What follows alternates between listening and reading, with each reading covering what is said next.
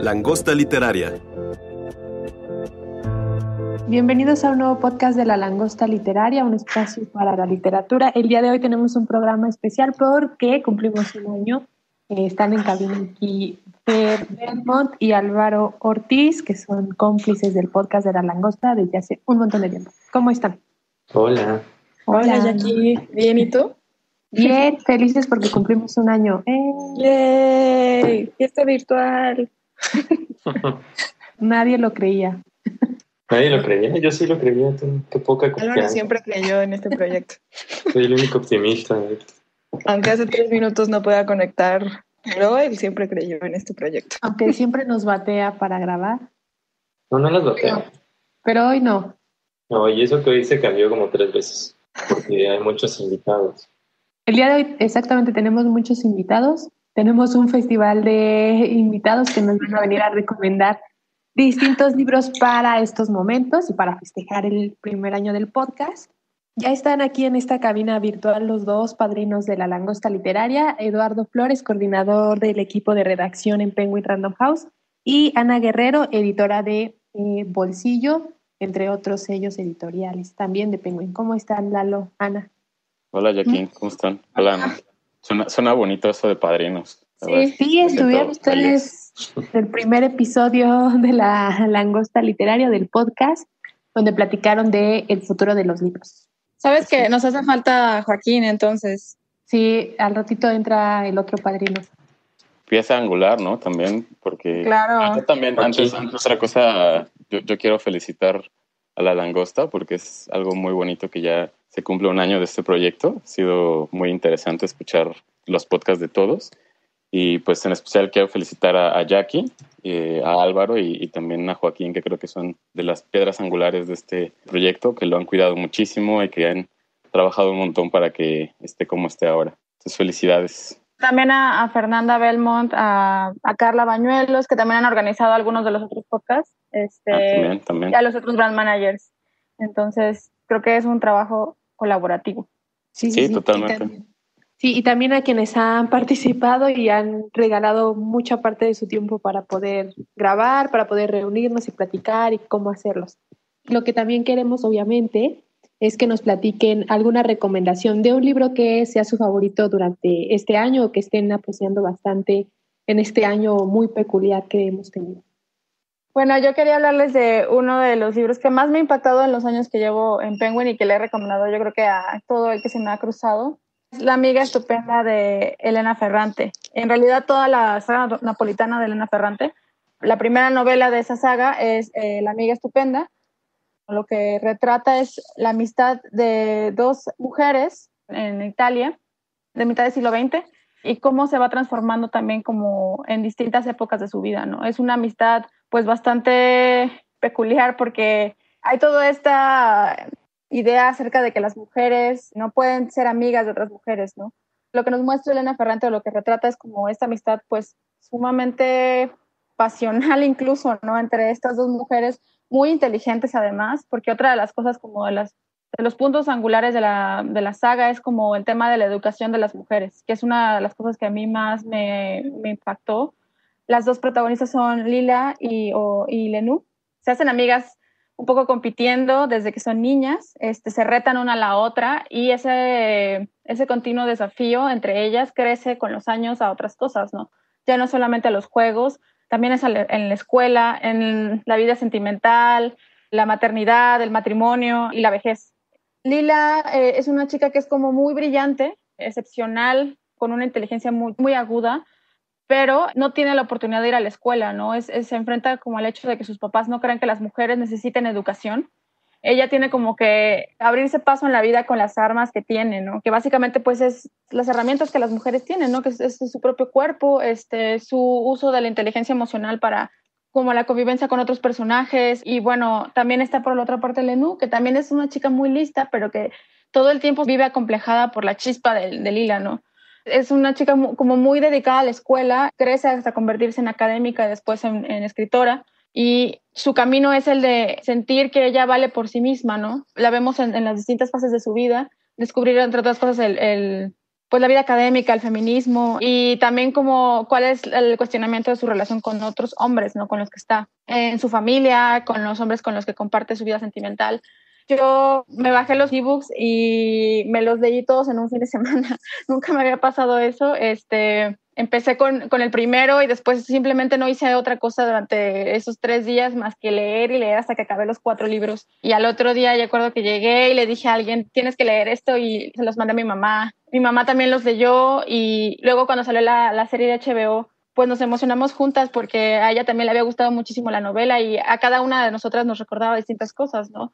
A ella, por ejemplo, le recordaba mucho sus años en la escuela, por la época y demás. Es un libro que tiene esa cualidad, que se puede compartir como esa manía, y por eso es uno de los libros que les recomiendo a todos. Creo que a todos nos pasó, sobre todo porque ha estado dirigido más quizá por la temática a un público femenino. Por me parece que secreto que devela la autora, que es esta rivalidad, incluso entre las amistades más cercanas, esta competencia que puede haber. Y a mí también me pasó como a ti, Ana. Yo también se lo recomendé a amigas, a mi mamá, a todo el mundo. Y pues obviamente ya después mis libros desaparecieron por prestarlos, pero es una gran, gran obra. Y no he visto la serie, eso sí, no sé si Pues Álvaro lo han visto. no sé cómo, si ustedes la han visto, yo la empecé a ver y la verdad es que la dejé, porque, o sea, yo tenía toda una imagen formada en mi cabeza. No me pasa eso normalmente, a mí me gusta mucho el cine y me gustan las adaptaciones, pero en esta en particular sí creo que no estaba a la altura y entonces simplemente no lo seguí intentando, pero bueno. A mí me pasó igual que Ana, la empecé a ver después que la terminé de leer, porque también me la eché como en, pues los 4 libros como en 2 semanas. También ha sido uno de mis libros favoritos ahorita en el encierro. Y también cuando lo empecé a ver, como que, o sea, Lenu y Lila sí son como la imagen que tenía en mi cabeza, pero no la de otros personajes. Entonces mejor dije, ya no la voy a seguir viendo porque no quiero que se me arruine la historia de Elena Ferrante, que la verdad son libros que no puedes soltar, no porque pase cosas como extraordinarias o como en libros de ciencia ficción o de thriller que quieres descubrir la verdad, pero es que la historia de la amistad de estas dos mujeres como que sí remite a muchas experiencias que muchas personas, o sobre todo pues de niñas o adolescentes o mujeres, podamos tener esta rivalidad con una amiga que pues sí, que la quieres mucho, pero que también hay veces que no la soportas, pero eso no quiere decir que el amor se termine entre ustedes. Entonces, a mí también es una tetralogía que le he recomendado a mucha gente, creo que nadie me ha hecho caso, pero espero que las personas que se las he recomendado en algún punto sí la lean. Creo que porque es tan difícil adaptar esta tetralogía es por el hecho de que lo más importante como que ocurre en el interior. Tiene que ver mucho como con la vida interior de estas dos protagonistas y cómo lo manifiestan como en maneras muy sutiles, ¿no? O sea, se hacen daño una a la otra, siempre de maneras como perversas, pero como muy, muy delicadas también, ¿no? Y a veces no, o sea, es como una pasivo-agresividad. Uno, claro que puede entender y reconoce eso, es claro. Eso es como mi amiga tal que esa vez me hizo esa cosa, no sé, me robó ese suéter o me quitó al novio, o no sé. Pero al mismo tiempo tiene que ver como con la búsqueda de ellas y cómo crecen como personas y como adultas, ¿no? Creo que hay un libro para cada fase de la vida de una mujer, como desde la infancia hasta el despertar sexual, la madurez y la vejez, ¿no? El ser madre. Creo que hay como una exploración como de la vida de una mujer a lo largo de todo eso, y sobre todo la vida de una mujer en un mundo que básicamente es para hombres. Y en ese sentido creo que hay que seguirlo recomendando, aunque no tengan caso, eventualmente alguna caerá, o alguno. También se lo recomendé a mi papá. No me hizo caso tampoco, pero ya lo convenceré. Ese es el libro que yo les recomiendo. Yo iba a ver la serie, pero mejor no la veo y mejor leo los libros. Sí, primero leer el libro. Hubo muy mala prensa para la serie. Perdón. No, qué bueno. No, mejor salvarnos de esas cosas. Oye, Lalo, ¿y el tuyo cuál fue? Pues la verdad es que era difícil como solo escoger un libro. Hay varios libros que pensé que podían ser buena idea. Por lo que me fui fue por escoger un sello. Y bueno, después del sello ya filtrar qué libro escoger. Entonces, como que siempre he pensado que Literatura Random House es el sello que más me remite a La Langosta. Como que Literatura Random House y Lumen, no sé por qué exactamente, es como una lectura mía. Entonces escogí Entre los Rotos de Alaide Ventura Medina, el premio Mauricio Achard del año pasado, 2019. Es un libro que habla mucho sobre la violencia, sobre los abusos. Habla sobre la violencia en distintos sentidos, sobre todo nos hace como una especie de recuerdo de lo doméstico. Entonces nos hace entender que la violencia está en todos lados, que no solo es una violencia externa o lejana a nosotros, no es solo el narco, los asaltos o lo que vemos en las noticias, sino también nos hace ver que la violencia está cerca, ¿no? Es una violencia micro. Micro no en un sentido que importe menos, sino que hay pequeñas violencias que nos rodean y con las cuales convivimos de manera cotidiana, de manera familiar. Y familiar no solo porque sean en relaciones con nuestros papás, con nuestros hermanos, con nuestras parejas, sino que es una violencia con la que convivimos y con la que interactuamos de forma normal, que además es la que más termina consumiéndonos, ¿no? Sin que nos demos cuenta y que incluso también sin que queramos darnos cuenta. Esta novela habla de esta violencia de la que a veces no somos tan conscientes. Ahora que estamos en el encierro, podría un poco aplicar esta novela. Yo sé que a lo mejor estamos ya cansados de que nos estén diciendo las novelas para la cuarentena, que nos hablan de aislamientos y demás, pero creo que nos habla de un encierro distinto porque es un encierro en nosotros mismos. Los personajes que hay en esta novela tienen distintos problemas que ellos no externan y que además se van acumulando en ellos. Entonces es un ensimismamiento que daña a los demás, ¿no? A lo largo de la novela vamos a ver que hay muchas rupturas internas en estos personajes y van a dar pie a distintos tipos de violencia hacia los otros, ¿no? Y incluso hacia uno mismo, hacia la persona que lo sufre. Me gusta mucho algo que dice la autora, que es primero darte cuenta que todos de alguna forma estamos rotos y al estar rotos seguimos rompiendo a los demás, ¿no? Todos tenemos esta capacidad de herir a los otros incluso sin darnos cuenta. Entonces, me parece que es una novela que trata la desolación, la tristeza, las heridas físicas, emocionales, todo a partir del recuerdo, de la memoria, de la culpa también, del rencor y del miedo. La novela empieza con la narradora, que no tiene un nombre específico, pero a lo mejor podemos inferir que es la misma autora. Ella encuentra unas fotos de su hermano que su hermano tomó y a partir de ellas empieza a rememorar el pasado. No en un sentido más bien de añoranza o nostálgico, porque estas fotos no necesariamente son las más alegres, no es como toda la familia en un pastel de cumpleaños o abrazándose, sino que son como fotos incidentales, ¿no? No necesariamente muestran la peor cara tampoco, no es la desgracia por sí misma, pero sí le hacen preguntarse a la autora, a la narradora, por qué son estas fotos, ¿no? ¿Por qué su hermano guardó estas fotos? Y por qué específicamente esos momentos, ¿no? Que parecerían los más triviales o los que menos se ahondan en la dinámica familiar. Entonces lo que ella hace es preguntarse qué hay detrás de las fotos, cuál es la historia que cuentan y cuál es el contexto alrededor, ¿no? Entonces a partir de esas fotos va a ir rememorando su infancia y cómo fue creciendo en la vida, ¿no? Entonces en las fotos va a encontrar a sus familiares, va a ver a su padre, un señor rabioso, irritable, que estuvo a partir de insultos, golpes y maltratos, mermando la paz y la dinámica familiar. Una madre que fue borrada totalmente por los maltratos del padre, que siempre fue esquiva a esto, a enfrentarlo. El hermano, por supuesto, que termina siendo el cómplice de la narradora, el cual también decidió o eligió el silencio como su forma de interacción y de protección frente a la violencia que ejercían los otros sobre él y que él mismo también ejercía para sí mismo a partir de sus rupturas internas, que les digo. También encuentras a dos abuelos que pueden ser la parte más luminosa de esta familia porque ellos están volcados en brindar cariño incondicional, consuelo frente a toda la violencia que existe alrededor, pero también de alguna manera son cómplices porque nunca la enfrentan, ¿no? Es como aceptar que existe y callarla, ¿no? Entonces eso es como lo complicado de esta novela. En la novela hay mucha desolación, mucho dolor, y conforme va avanzando la novela vamos viendo otras fotografías que van uniendo estos pedazos de las personas rotas y los van caracterizando, ¿no? Vamos formando la figura de todos estos personajes para ir creando la historia. Yo sé que estamos celebrando que este es un podcast festivo y tal vez debía haber escogido una novela o otro libro que llevara más este contexto. Yo sé que este es como muy fuerte, a lo mejor, pero me parece que habría que recomendar este libro por muchas situaciones, ¿no? No solamente por este tema que trata, porque nos va a hacer también que nos cuestionemos muchas cosas sobre nosotros mismos, pero la verdad es que valoro mucho la manera en que está escrito. Creo que es una novela muy ingeniosa en un sentido narrativo. La autora utiliza distintas herramientas narrativas que son muy ricas. También parece que la saca de sus mismos personajes. Desde lo de las fotos, o sea, las fotografías son la principal herramienta que usa para narrar la historia y hablan mucho de uno de los personajes, que es Julián, el hermano. Otra herramienta que me parece muy interesante es que la autora usa definiciones a lo largo de la narración. Digamos, está contando un pasaje, sale algún concepto, alguna palabra importante y ella la define. Es chistoso porque ella dice en algún momento, este juego de las definiciones fue una idea de mi papá, ¿no?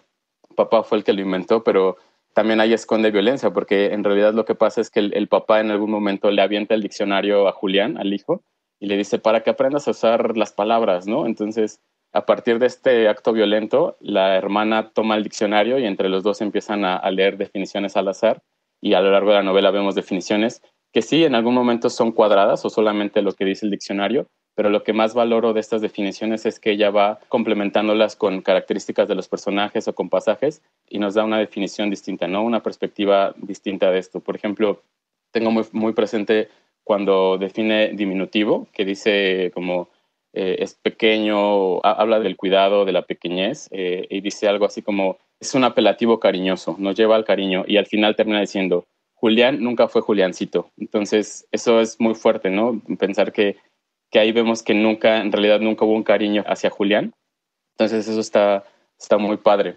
Es una novela corta, a veces se aplaude esto, que sean cortas, y acá no creo que sea necesariamente la cualidad, sino más bien creo que es una novela muy exacta, ¿no? Nunca se excede, ni en su longitud, ni en su tono, no es para nada melodramática, es un tema muy fuerte, pero nunca cae en el melodrama, no hay exactamente víctimas ni victimarios, acá todos son parte de esta violencia, tal vez unos ahondan más que otros, por supuesto, pero como les decía, todos los rotos también rompen a los demás, ¿no? Entonces, me parece que es muy interesante la perspectiva desde la cual retoma esta violencia la autora. Esta novela también me gustó muchísimo el año pasado. Igual fue una novela que leí muy rápido, pero sí creo que es una novela para celebrar, o sea, porque al final, pues en La Langosta lo que celebramos es la literatura y creo que Alaide justo lo que hace es como un ejercicio de exactitud del lenguaje. Va acercando muy bien la situación de forma que es hasta gozoso, aunque es doloroso. aunque sí es como un dolor, pues como dulce también. Lo dice de una forma muy bella, aunque sea como algo muy violento lo que está sucediendo, ¿no? Sí, por eso también les decía que tal vez una de las razones por las que yo más recomiendo esta novela es porque por cómo está escrita, porque sí es muy ingeniosa la manera en que ella describe muchas cosas, en que narra muchas cosas, todos los recursos que utiliza, y sí hay mucha belleza en la manera de narrar, pero sí evidentemente sientes mucha desolación, mucha tristeza, mucha soledad incluso también en esto, ¿no? Pero sí creo que sí también es muy bella en muchos aspectos. Es que yo creo que te sientes acompañado, ¿no? A mí me pasó que como que te une y te mete en eso. Al decirnos que todos estamos rotos, como que no te sientes solo, sientes que todos estamos acompañados en este tipo de cosas.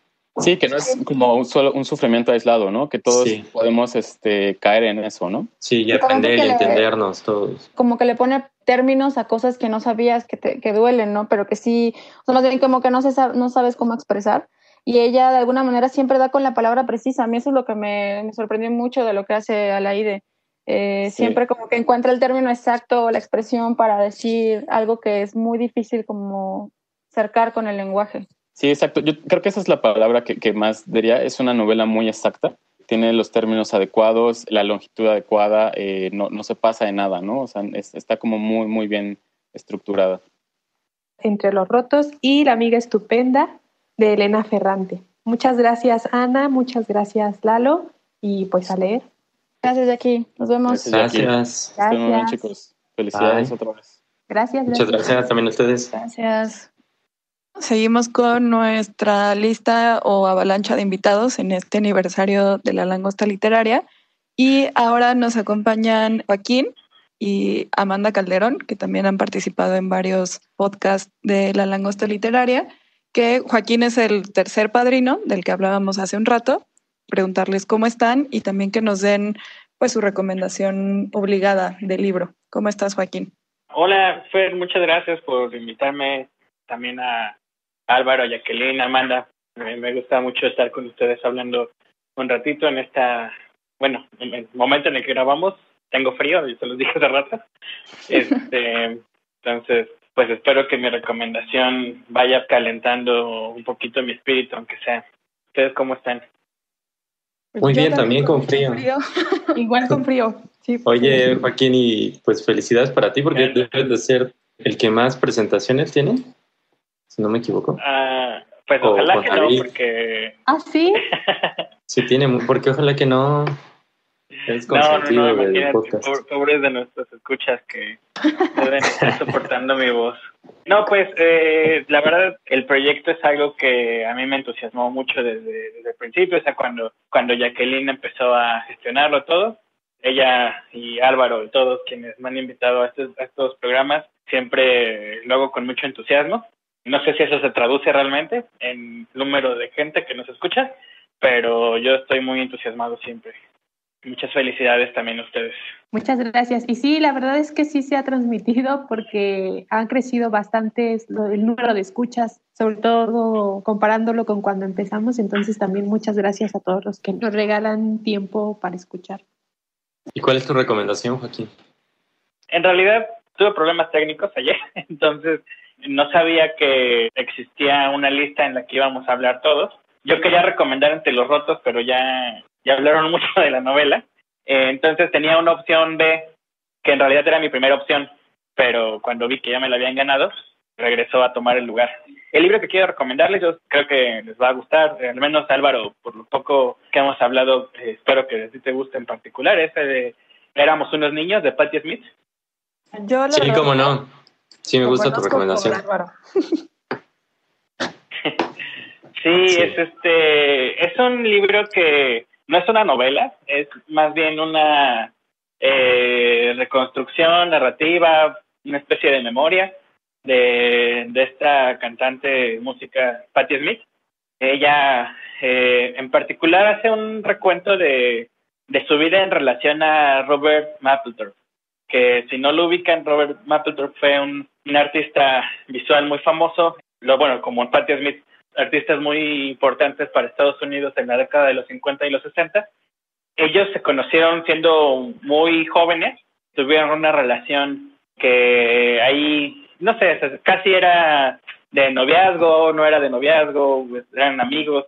Lo muy relevante de este libro creo es que es una invitación a cualquier persona con este ímpetu creativo de querer decir más, de querer hacer algo, de sentirse como en su adolescencia o en su juventud y con este espíritu de querer hacer algo, ¿no? Con lo que uno tiene, con las capacidades creativas que uno tiene.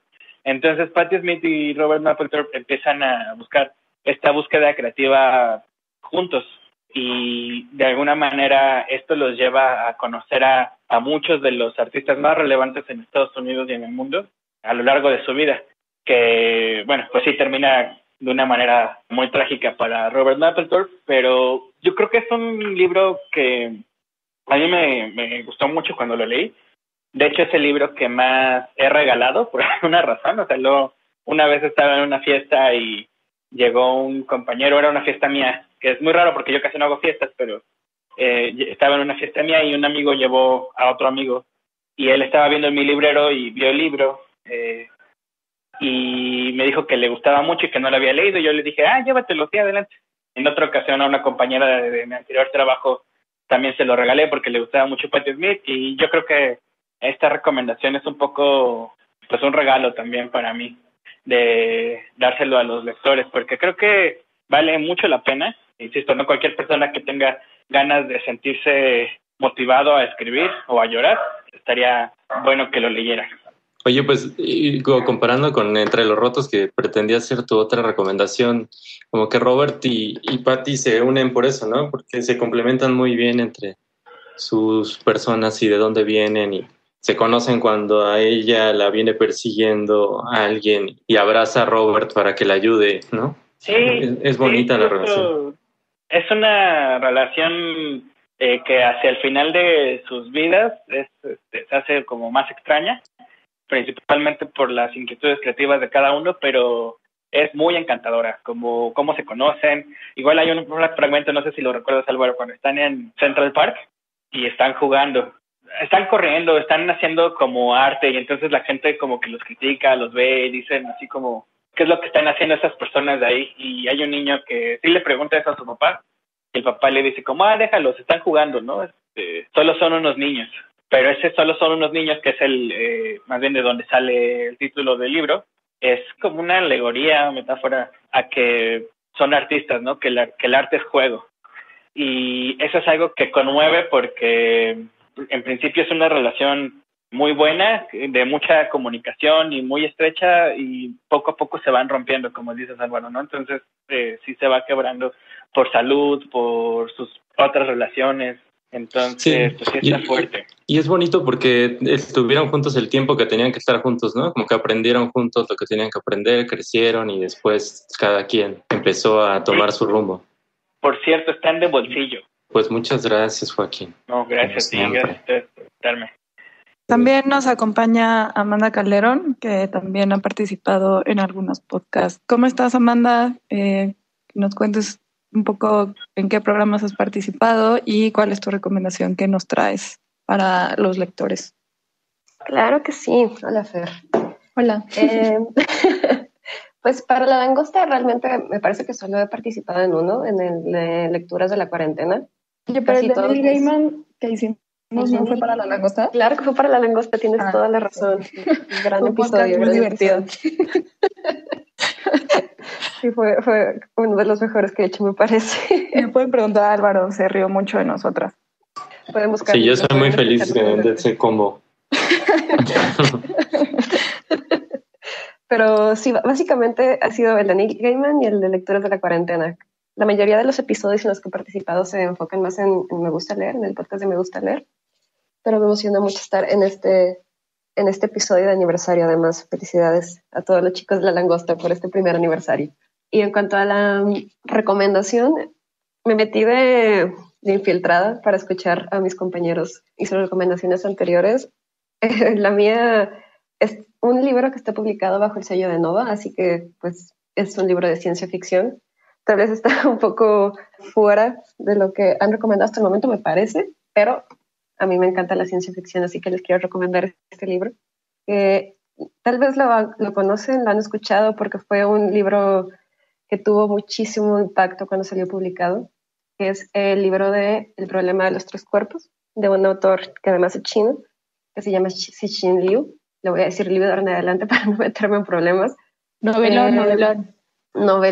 Novelón. La verdad es que yo lo leí porque lo encontré por pura casualidad después de haber leído El Marciano, que tiene un poquito tal vez de conexión, porque El problema de los tres cuerpos pues es una novela de ciencia ficción dura, ¿no? Lo que caracteriza las novelas de ciencia ficción dura es que tienen muchísimo rigor científico en la manera en la que están explicados los acontecimientos, y además se preocupa porque tenga muchísima lógica interna. Y está un poquito conectado con El Marciano, que es un libro que también está en Nova, me parece, y también en Bolsillo. Es que tiene explicaciones técnicas de qué es lo que está pasando con la trama, ¿no? Gran parte de la premisa de esta novela es justamente el problema de los tres cuerpos, que tal vez va a ser un poquito de spoiler, pero pues el problema de los tres cuerpos es un problema de la física en el que se te dan la posición inicial y la velocidad de tres cuerpos distintos, y lo que tienes que hacer es predecir un poco cuáles van a ser los movimientos posteriores. Pero ahora les cuento un poquito más de esto, ¿no? Lo que a mí me gustó mucho de esta novelota, como bien dice Jackie, es que pues sí es ciencia ficción dura, toca el tema del contacto alienígena, que es un tema que a mí personalmente me interesa un montón, porque como bien comenta el propio autor en el comentario a la edición estadounidense, es que el contacto alienígena es una de las incertidumbres más grandes que podemos tener como humanidad, porque sí que puede haber otros cambios fuertes, y que hay cambios fuertes como el cambio climático o desastres ecológicos, pero estos acontecimientos tienen cierta progresión, se han estado construyendo poco a poco a lo largo del tiempo, y sí van a ser terribles cuando sucedan, pero el contacto alienígena es algo que sucederá de un día para otro, no puede suceder mañana, puede suceder hoy en la tarde.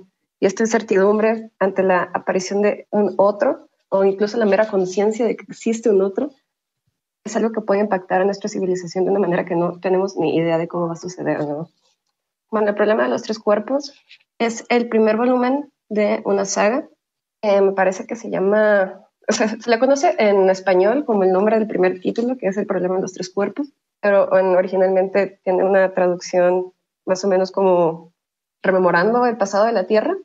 Sería más o menos la traducción. El segundo título es El bosque oscuro y el tercero es El fin de la muerte.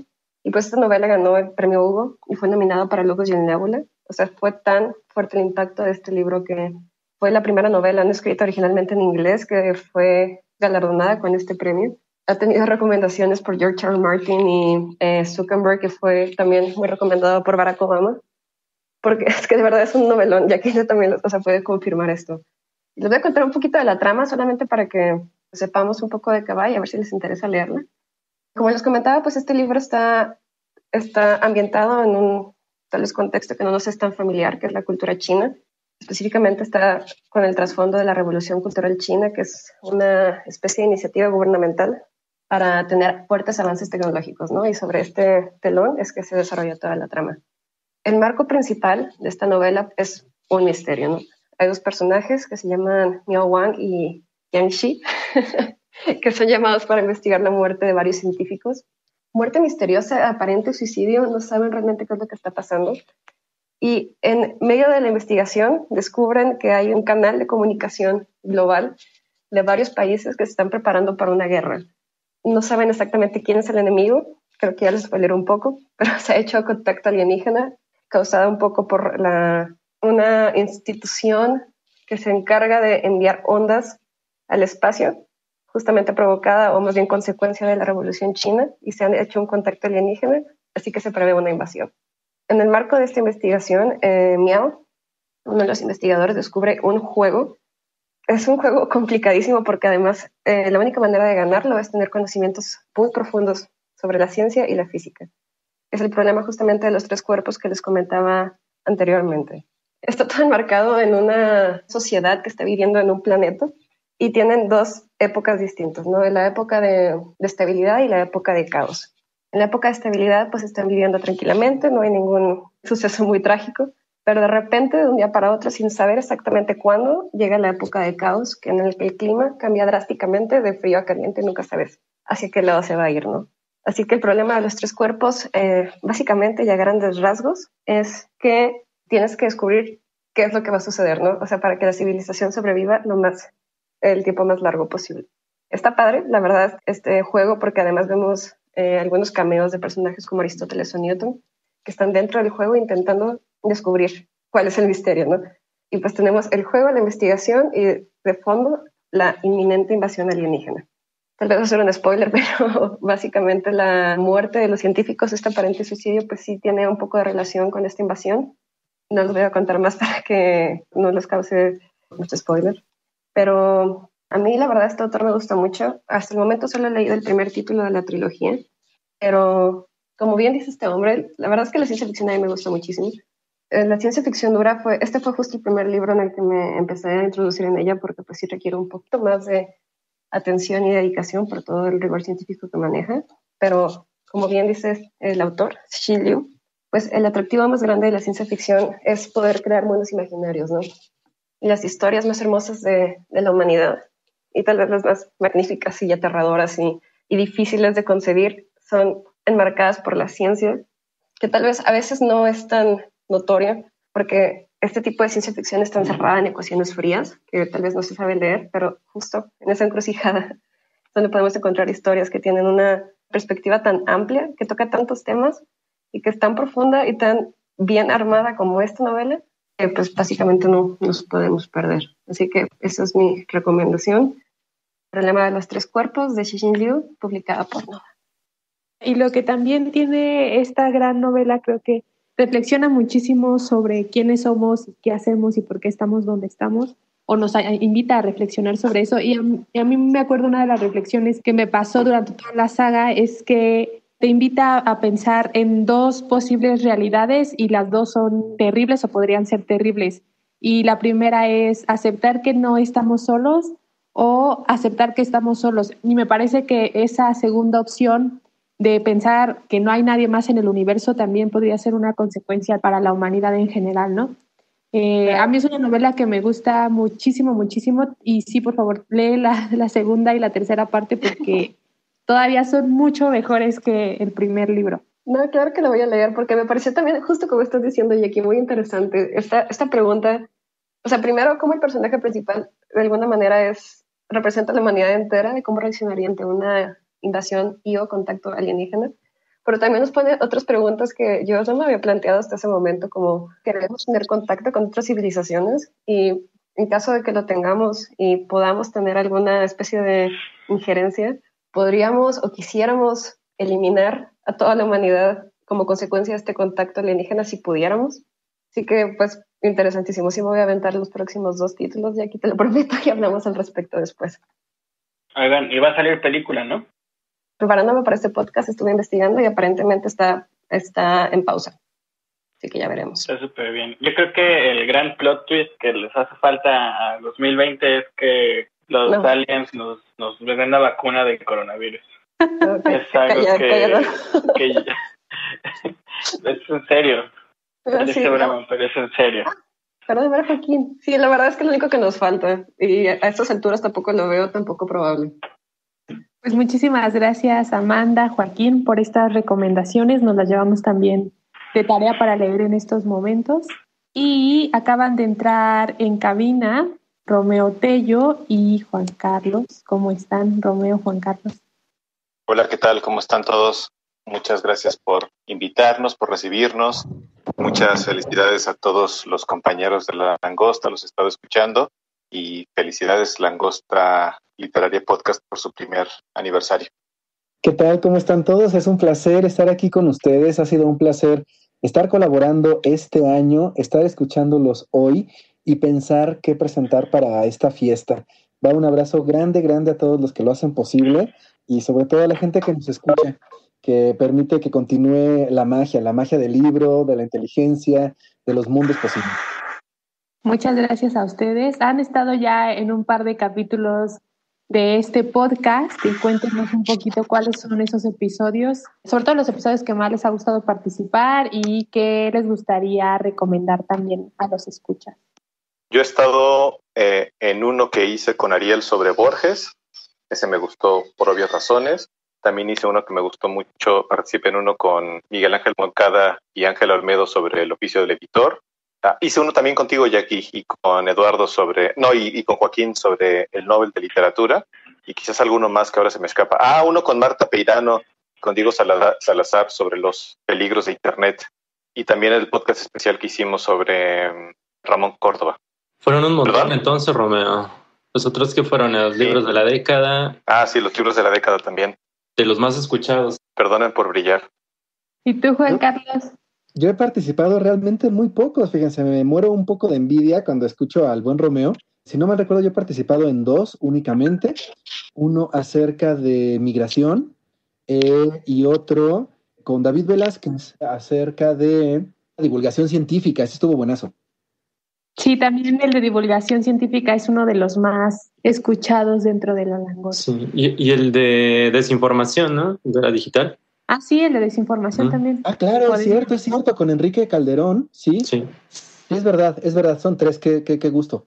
Sí, ese también estuvo muy... Ahí está, Juan Carlos. Acaparando. En época post-pandemia, entonces como que el cerebro se me formatea y no me funciona respecto a estos últimos 4 meses. ¿Y qué nos van a recomendar en esta ocasión?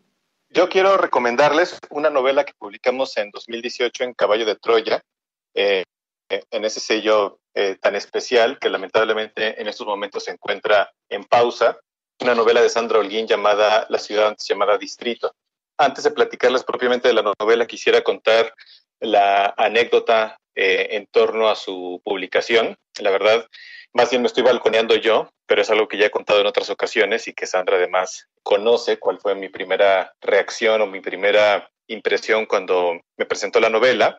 Sandra un día llegó directamente a la editorial, es una chica con mucha iniciativa y que además creía mucho en su novela y con justa razón, pero en ese momento, yo obviamente no había leído la novela y no la conocía a ella, solo sabía que había conseguido la cita por ser exalumna de la esposa de nuestro entonces director editorial, cosa que la verdad en su momento yo malinterpreté, aunque no tenía por qué haber hecho, sentía que estaba aprovechándose de un contacto personal, pero bueno, no tenía por qué no hacerlo.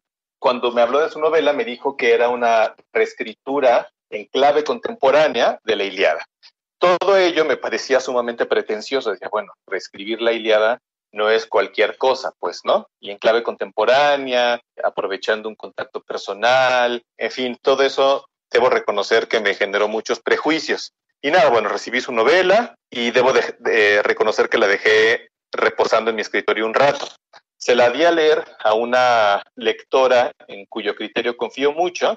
Al poco tiempo me mandó su dictamen y el dictamen era muy elogioso. Me decía que era una excelente novela, que le había conmovido muchísimo, que más allá del inteligente juego de trasladar la Ilíada a una situación contemporánea, la novela funcionaba muy bien por sí misma, que era muy conmovedora, que era muy dura. Y dije, bueno, no es cualquier cosa tomar como referente la Ilíada y reescribirla. Entonces ya la revisé yo y pues francamente quedé muy impresionado. Como les decía, es eso justamente. La ciudad antes llamada Distrito es trasladar los acontecimientos y los personajes de la Ilíada a un contexto contemporáneo en la Ciudad de México. En vez de aqueos y troyanos, es un grupo de locatarios, es decir, personas que trabajan en un mercado, que ya están hartos de tener que pagar la extorsión de un grupo de policías corruptos, que mes a mes les cobran una cuota para darle seguridad, pero ya están hartos de tener que pagar cada vez cuotas más altas a este grupo de policías corruptos, y un día deciden rebelarse y dejar de pagarles, pues, ¿no? Es evidente cuál es ahí el paralelismo, pues, ¿no? Los locatarios del mercado son los troyanos y los policías corruptos, que además se hacen llamar los agrios, son los aqueos. Además, son un grupo feroz, corrupto, temerario, que cuentan entre sus filas con un policía particularmente sanguinario, pero además también muy diestro, que se hace llamar el maromero. Sin embargo, el maromero se pelea con el jefe de la corporación porque no le da la parte que le corresponde de su botín y deja de participar en las redadas. Esto lo aprovechan los locatarios para envalentonarse y hacerle frente a los agrios, y por un momento parece que van a conseguir vencerlos, pues, ¿no?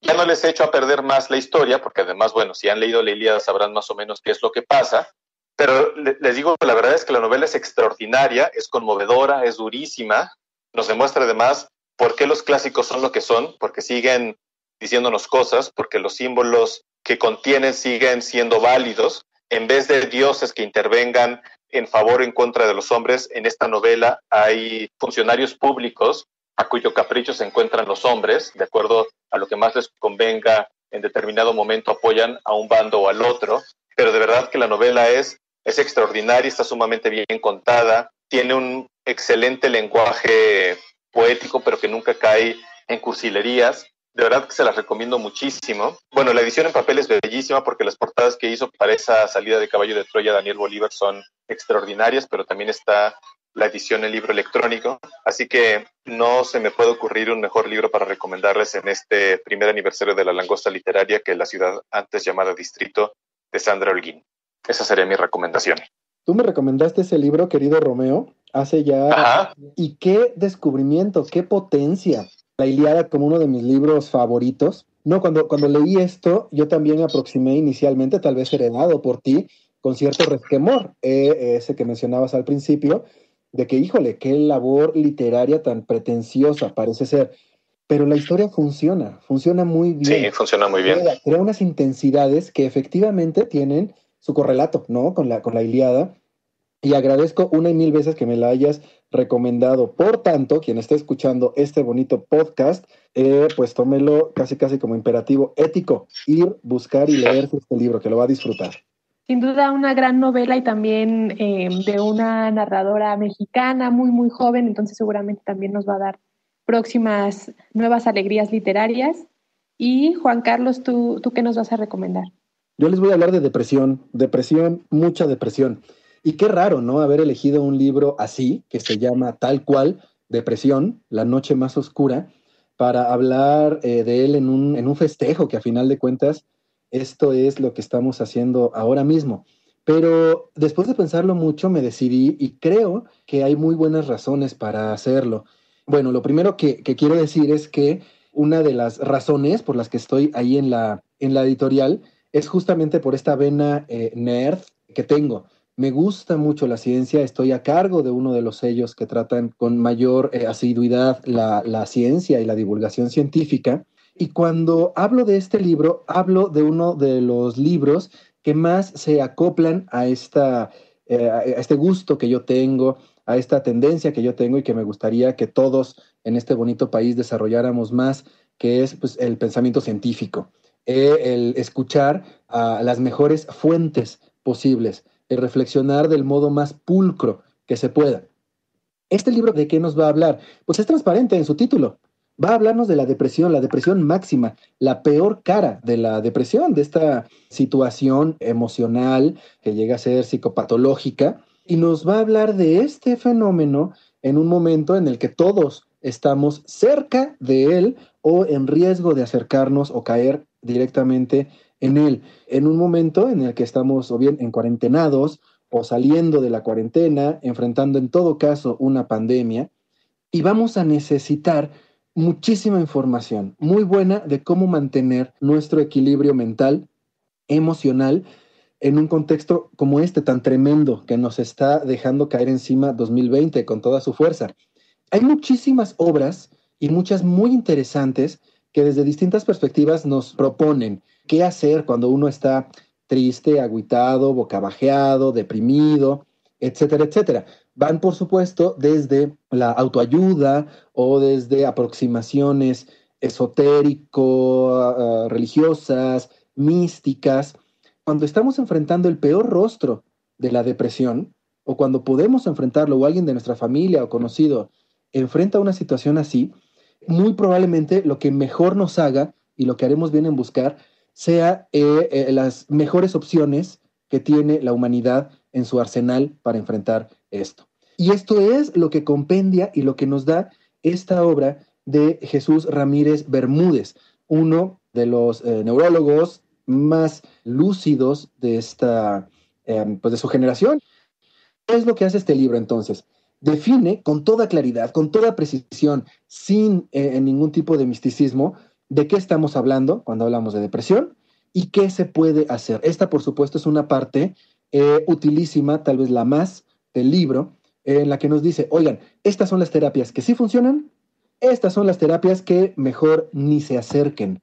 Entonces nos vamos a llevar muchas sorpresas. Si hemos crecido en un ambiente misticoide, en un ambiente no tan cercano a la ciencia, nos vamos a llevar un montón de sorpresas y también muchas agradables, no solo que rompan lo que pensábamos alrededor de este tema, sino muchas que nos invitan y que nos abren ventanas y que nos abren puertas para salir de una situación así. Muchas son muy simples, las cosas que se pueden hacer, crear redes, por ejemplo, una buena alimentación, procurar, aunque no siempre se logre, pues es uno de los problemas de la depresión, mantener un esquema de sueño saludable, tal. Pero también, por ejemplo, ser agradecido y ser agradecido antes de dormirse. Esto está bien estudiado científicamente y es una de las estructuras, de los esquemas o herramientas que podemos emplear sabiendo que sí tienen una efectividad comprobada. Antes de dormir, agradecer, agradecer, agradecer. Otra cosa es recuperar, repensar los momentos que nos hicieron felices, aunque sea ligeramente en el día. ¡Wow! Pude lavar los trastes hoy. ¡Qué chido! Y antes de dormir, antes de empezar mi serie de agradecimientos, recordar ese momento es literalmente revivir y multiplicar por 2 la descarga de oxitocina y de dopamina que el hecho originalmente nos provocó. Entonces, este tipo de cosas, de hábitos, nos los pinta con toda claridad, con toda solidez, y hace otras cosas también este libro. Desmitifica, por ejemplo, los medicamentos que despiertan pues tanto temor, tantas dudas. Me volveré adicto, de verdad funcionan, se combate con esta idea de verdad existe la enfermedad mental, es una idea muy recurrente en muchos círculos, y este libro que venga a decirnos, hey, de verdad, hay cosas, vías farmacológicas o conductuales o terapéuticas de otro modo que pueden ayudar a salir de un momento así. Creo que es una oasis de determinados momentos de este año que ha sido tan bravo. ¿Y por qué entonces lo recomiendo en medio de una celebración? Justo para eso, para que la celebración a largo plazo de nuestras vidas pueda continuar y podamos seguir viendo y gozando de las cosas que son gozables en nuestra existencia. Muchas gracias, Juan Carlos. Sí, precisamente hace poco revisábamos las búsquedas de algunos temas que la gente está realizando en sitios como Google, entre otros, en donde buscaban algunas tendencias o temáticas relacionadas con el insomnio, y lo que veíamos era un pico enorme justo en este tiempo de la pandemia. Es un tema que al parecer se ha agravado o que se ha intensificado en el sentido de que la gente está buscando más información desde qué es, cómo se combate, qué hay que hacer, etcétera. Y esta es una buena opción para acercarse al tema. Sí, efectivamente. No hay todavía muchos estudios o mediciones respecto del empeoramiento, sobre todo en México, de las condiciones de salud mental de las personas que hemos estado sometidas a la cuarentena y a la reducción muchas veces de recursos y reducción de mundo, pero sí hay mucha evidencia respecto de las consecuencias que un fenómeno así podría tener. El maltrato que están sufriendo muchísimas mujeres, muchísimos niños encerrados a la fuerza con sus agresores es incontrovertible. Ahí están las cifras, y otro tipo de violencias y de manifestaciones sí se están viendo. Entonces, por favor, si sienten que hay algo que les está generando demasiada ansiedad, demasiado estrés, depresión, que no funcionan como les gusta funcionar, acérquense a este libro, procuren su salud mental, que es igual de importante que la física. No hay una sin la otra la mayoría de las veces, y ese es otro de los aciertos de esta obra, que considera no solo el fenómeno patológico o parapatológico en sí mismo, sino que lo relaciona con el mundo exterior. Sabe muy bien cómo explicar, y lo hace, cómo se relaciona la pobreza, por ejemplo, con el aumento de la ansiedad y la depresión, o cómo el maltrato a los niños también detona estos problemas. Entonces, por favor, léanlo, sí trae mucha luz y trae mucha esperanza. Muchas gracias, Juan Carlos. Y Romeo, Juan Carlos, antes de que dejen esta cabina virtual, ¿podrían comentarnos algún momento favorito durante el podcast o un episodio que quieran recomendar? Bueno, ciertamente el episodio que hicimos con Marta Peirano y con Diego Salazar fue un episodio especial. Digo especial, evidentemente no porque yo haya participado ni mucho menos, sino porque aprovechamos la visita de Marta, que estaba de viaje por el país. Normalmente, como saben, no hacemos podcast con autores, pero bueno, aprovechamos su presencia, y la verdad es que fue un podcast muy especial. Yo se los recomiendo mucho. Fue una conversación muy interesante y muy agradable sobre los peligros de Internet, sobre todo porque no fue una conversación maniquea. Los dos son grandes especialistas en el tema y de ninguna manera son, ¿cómo decirlo? No tienen una visión negra al respecto, no son reaccionarios, no son de estas personas que dicen, claro, quemen el Internet, cerremos nuestras redes sociales, ni mucho menos. Más bien nos advierten de los peligros que hay y del manejo cuidadoso que tenemos que tener con las redes sociales y con ciertas herramientas. Ese es uno de mis episodios favoritos. El de Borges me gustó, bueno, pues porque soy un acólito y un fanboy, aunque siento que tanto Ariel como yo fuimos un poco desordenados justamente porque nos ganó el amor más que otra cosa, pero también fue un podcast especial para mí. Para el episodio de Borges tenían un guión de 20 páginas. Sí lo teníamos. Yo en algún momento me logré desafanarme de él, pero Ariel se amarró a él como Odiseo al ancla pasando por el mar y impidiendo que las sirenas lo distrajeran. Sí. ¿Y tú, Juan Carlos? Bueno, hubo un momento padre que disfruté mucho con David Velázquez cuando estábamos hablando de divulgación científica y tal, en el que él, si no mal recuerdo, comenzó a mencionar algunas de las teorías científicas plenamente válidas, ¿no? Buenas teorías científicas, pero que sonaban a locura. Entonces es muy divertido porque ahí te muestra un poco el lado mágico de la ciencia. Decía, si no mal recuerdo, Richard Feynman, que la ciencia de avanzada es de todo punto indistinguible de la magia. Y pues, hombre, claramente algo hay de eso. Empezar a hablar de multiversos, empezar a hablar de un universo hologramático, por ejemplo, de la inversión de la flecha del tiempo, es decir, que sí se pueda el tiempo como un todo correr hacia atrás, pues estaba padrísimo, ¿no? Y te recupera esa sensación que todo niño tiene, que es la de la sorpresa pura y la de ponerte a jugar en una caja de arena a ver qué sale, a ver qué se te ocurre, liberarte completamente de prejuicios. Entonces fue muy, muy divertido eso, fue recuperar esta cosa que en ciencia no se ve de pronto mucho, la libertad de volar, ¿no? Sin duda, sin duda. Y además muy, muy divertido, y la forma en la que contaban todas estas teorías científicas muy, muy entendibles, muy asequibles. Pues eso, disfruté mucho y he disfrutado mucho el podcast, la existencia misma de La Langosta Literaria, y que les auguro y nos auguro pues todavía una andadura magnífica, cada vez más fuerte y más generosa. Muchísimas gracias, Juan Carlos. Muchas gracias, Romeo. Y bueno, pues nos llevamos también estas lecturas. Gracias Muchas a todos. gracias. Gracias. Bye. A Amanda no le preguntamos su episodio o momento favorito. No sé si lo quieras platicar, Amanda. Muy probablemente sería todo el episodio de Neil Gaiman. Es que no tienen idea de cómo me divertí haciendo ese episodio. Así que sí, me divertí realmente eso. Uh-huh. Y ahí todos los saludos que mandaba Fer Belmont a su mamá. Bueno, la mamá de Fer ya es personaje de los podcasts. No le mandé no, sí le mandé saludos, creo, no me acuerdo. Pero no sé por qué siempre sale mi mamá en los podcasts. Creo que tengo que trabajarlo. Solo la utilizo, no le mando saludos. ¿Se ha escuchado? La información. Bueno, ¿te ha escuchado? No, creo que no. Creo que ese no lo ha escuchado. Pues debería, porque es protagonista indiscutible de ese episodio. Pero también en el de libros y películas también mencioné a mi mamá, creo. Sí, también. ¿Verdad? Perdón, es que la extraño. Pero en el de Neil Gaiman ni siquiera estábamos en pandemia. Bueno, pero ya no vivía con ella, pues la extraño. Discúlpame, ¿no, Álvaro? Por tener sentimientos. Estamos muy sensibles esta cuarentena. Sí, perdón. Es que es porque es temporada de cáncer. Búscanos en nuestras redes sociales, Twitter, @langosta_lit, Instagram y Facebook, Langosta Literaria, y en YouTube, Me Gusta Leer México.